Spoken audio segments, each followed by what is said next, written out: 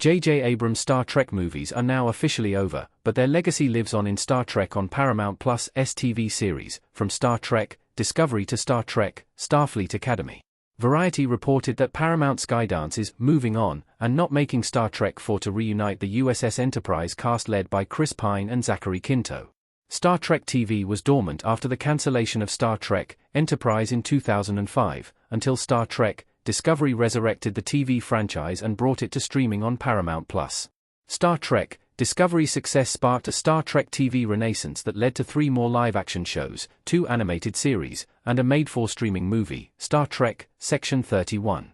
In between executive producer Rick Berman's Star Trek era ending in 2005 and the launch of Star Trek on Paramount Plus in 2017, overseen by executive producer Alex Kurtzman, however, were 3 Star Trek reboot movies produced by J.J. Abrams, who also directed the first 2, Star Trek 2009, and Star Trek Into Darkness in 2013.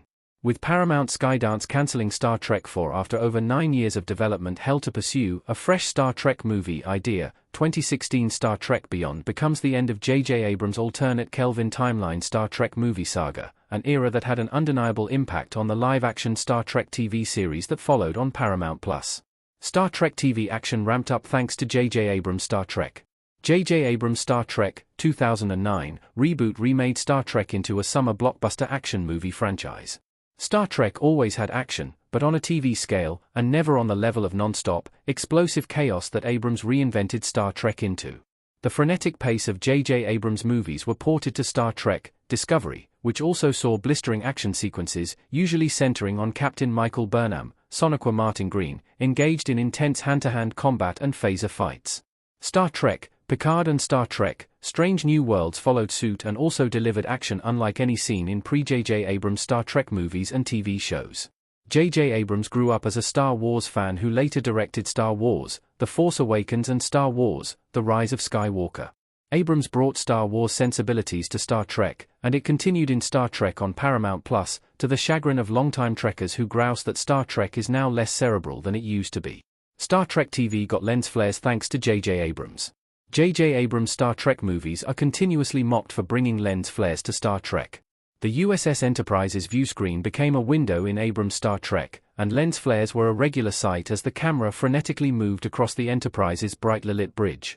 Star Trek on Paramount Plus' live-action series, and also, at times, the animated Star Trek, Lower Decks and Star Trek, Prodigy, incorporated J.J. Abrams' lens flares too. Lens flares are a regular sight on starship bridges in Star Trek Discovery, Star Trek Picard, and Star Trek Strange New Worlds, all of which also turned viewscreens into windows. Star Trek TV uniforms and costumes were upgraded thanks to J.J. Abrams movies. Thanks to J.J. Abrams' Star Trek movies, gone are the velour uniforms of Star Trek, the original series, and the space pajama-like jumpsuits of Rick Berman's Star Trek era. Abrams' Starfleet officers donned sleek and stylish uniforms, and when they beamed away from the Starship Enterprise, they wear cool, rugged jackets. Star Trek Picard's jackets even became real-life fashion statements. Star Trek on Paramount Plus thankfully continued the upgrade of Starfleet uniforms J.J. Abrams' movies began.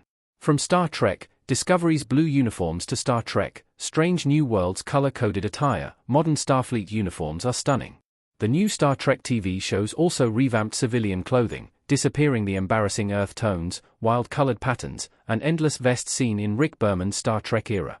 J.J. Abrams proved Star Trek could recast iconic TOS characters. Before Star Trek 2009, the very idea that anyone but William Shatner and Leonard Nimoy could play Captain Kirk and Mr. Spock was unthinkable. J.J. Abrams proved Star Trek's iconic characters could not only be recast, but the right actors could embody their characters' core traits and infuse them with youthful dynamism. Star Trek Discovery followed suit by recasting Captain Christopher Pike, Spock, and Number 1 with Anson Mount, Ethan Peck, and Rebecca Romain, a gamble so successful that fans immediately embraced it and clamored for the original Star Trek trio to get their own spin-off. That spin-off became Star Trek Strange New Worlds, arguably the most popular Star Trek on Paramount Plus series. From Celia Rose Gooding as Uhura, Jess Bush as Nurse Christine Chapel, Martin Quinn as Scotty, and Paul Wesley as James T. Kirk, Star Trek Strange New Worlds recasting of icons has not missed. Wesley's Kirk and Peck Spock have even gelled as well as William Shatner and Leonard Nimoy, Chris Pine, and Zachary Quinto. Oscar-caliber movie stars are now cast in Star Trek. J.J. Abrams' Star Trek turned Chris Pine, Zachary Quinto, and the rest of the Starship Enterprise cast into bona fide movie stars. Zoe Saldana even won a Best Supporting Actress Academy Award for Emilia Perez. Abrams' Star Trek movies also cast heavy hitters like Eric Bana, Benedict Cumberbatch, and Idris Elba as villains. Star Trek has always cast fine actors like Christopher Plummer and even a young Tom Hardy, but the caliber of actors who joined Star Trek on Paramount Plus was raised when Jason Isaacs and future Best Actress Oscar winner Michelle Yeoh joined Star Trek: Discovery. Being cast in Star Trek is now a prestigious and sought-after gig for A-list talent.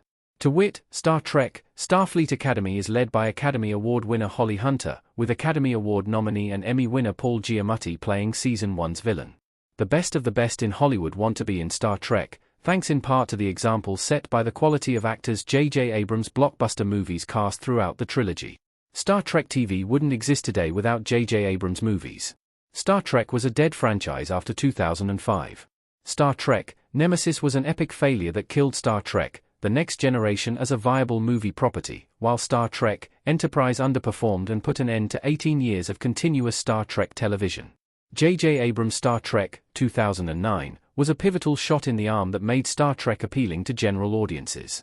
It was an easy entry point that allowed the uninitiated to grasp the basic tenets of Star Trek, and Abrams' trilogy was seen by people who still haven't sampled a Star Trek TV show.